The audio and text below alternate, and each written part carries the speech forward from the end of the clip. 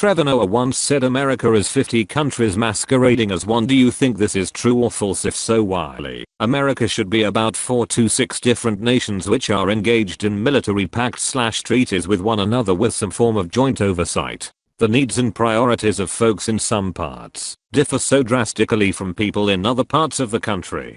That's why we had to invent the Electoral College, yet we still have the nerve to consider ourselves a democracy when that system failed long ago.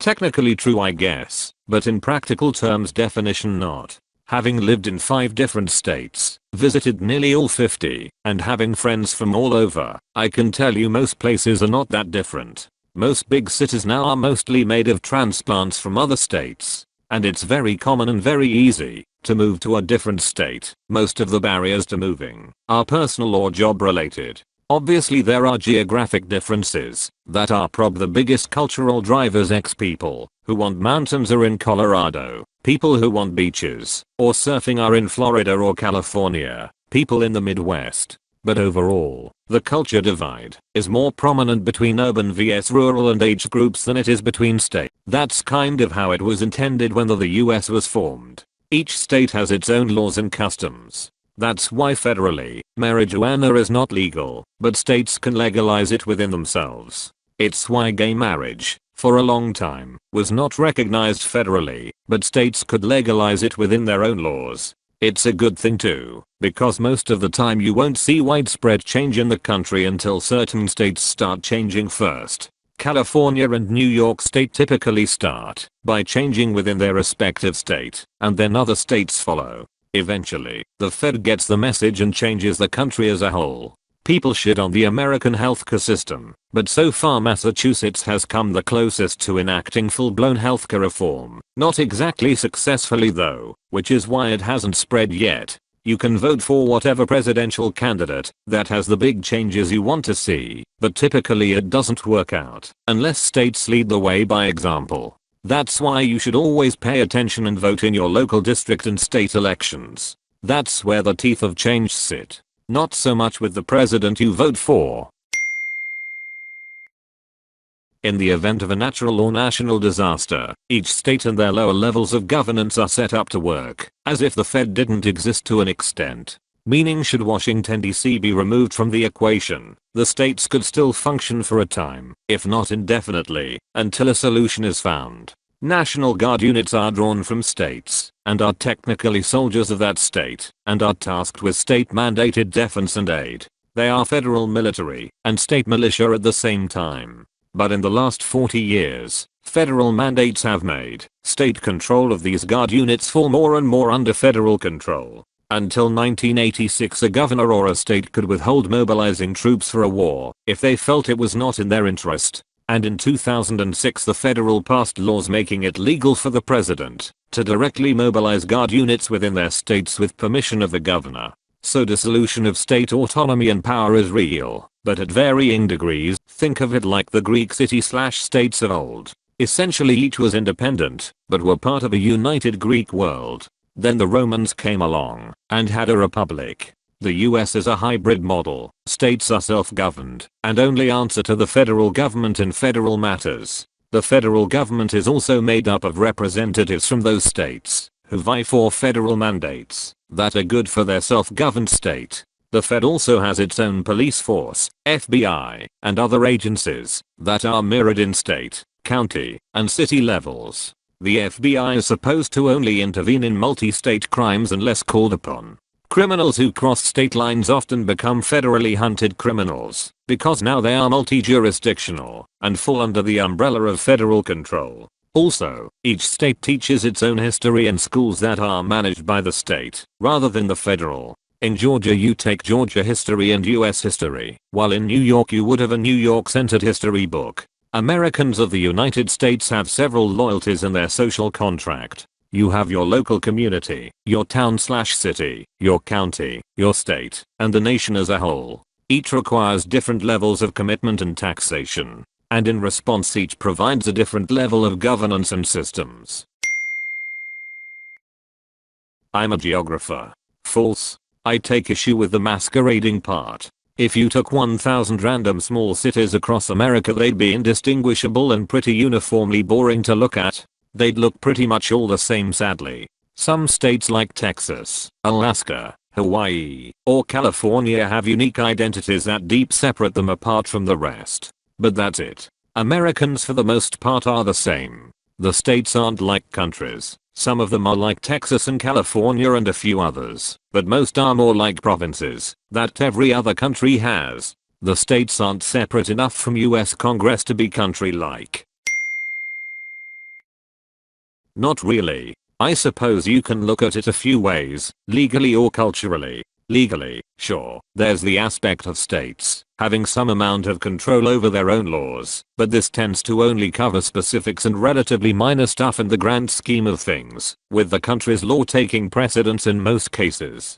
Culturally, there is a fair difference between states, but I still see the overall US cultural identity as stronger than the variations between different states. There's a far greater difference in cultures between, say, countries in Europe than states in the US. And even within a fairly small country like the UK, I'd say there's just as much of a range in cultures across the country as there is across the. Just taking the phrase United States of America literally would suggest exactly that. The word state means country/nation/territory organized politically under a government. America is the landmass, that is North America/South America. So yeah, there are 50 states that are united, as if they are a single one ruled under another big government, and they all happen to be in America. France is a state, and Poland is a state, and Canada is a state. They just aren't among the united ones of America. Canada is 100% this. We are a bunch of provinces that hate each other so much that we'd rather burn the whole country down than see another province get the upper hand. But we don't want to be the first one to throw down the match, so we stew in our little boxes until the first motherfucker blinks. But our hatred makes us a really stable country. We hate and distrust each other so much that we would never let another province get the upper hand, so our government is in constant check and balance. Thank God for Quebec and Alberta being the constant rebel child, or we'd always been in some sort of stable union that would make us go to a two-party system. All of Canadian history can be summed up by our fuck. America is being fucky again. We better do something about it, to the point where we somehow became the second biggest nation out of spite of each other. This is true of most countries. I live in Germany, but Germany isn't just one country. There is a constitution, the basic law Grundgesetz, and federal laws passed by Congress. Then there are the state laws passed by the state governments. Then there are local regulations defined by the counties, cities, or town governments. Bavaria, for example, is a free state. The Bavarian leaders never signed the German basic law, but stated that they would accept it if 2/3 of the rest of the German states signed it. All other German states did sign it, so the law applies to Bavaria as well.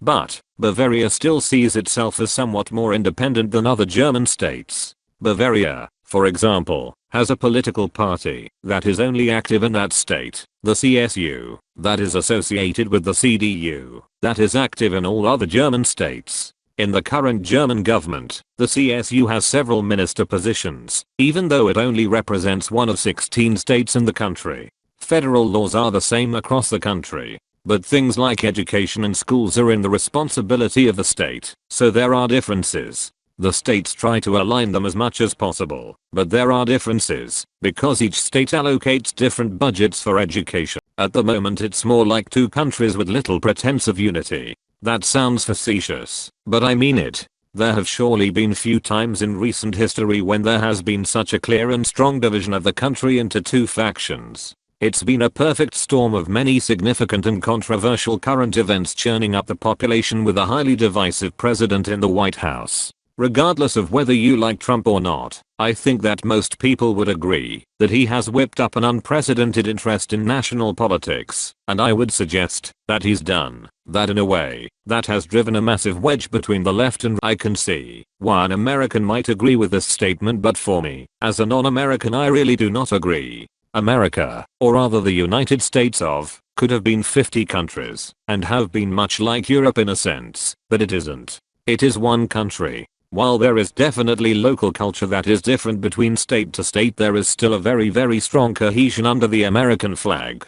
Americans are extremely nationalistic, to levels that are fucking absurd to people outside USA. You literally see more American flags before exiting the airport. After landing then you would see Swedish flag. After spending a full year here, USA is very much one country. It's so insanely horny for its own flag and its symbolism that even implying it's 50 countries masquerading as one just make you sound silly tbh. Are there differences between the states? Yeah, but that holds true for other countries too when comparing economics. There are various forms of unions of countries, states, from free trade union up to customs union, then economic union, then political union. The USA is a political union, as is, increasingly, the European Union transitioning into. Each state has its own identity, laws, and autonomy. A state, and not the individual people in it, elects a president. Some states have high taxes and high access to services, others have low taxes and minimal services.